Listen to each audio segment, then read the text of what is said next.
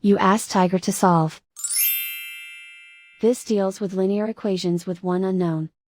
The final result is x equals 4. Let's solve it step by step. Group all x terms on the left side of the equation. Subtract x from both sides. Group like terms. Simplify the arithmetic.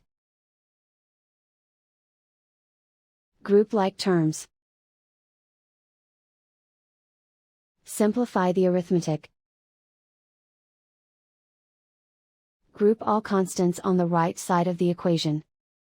Add 1 to both sides. Simplify the arithmetic.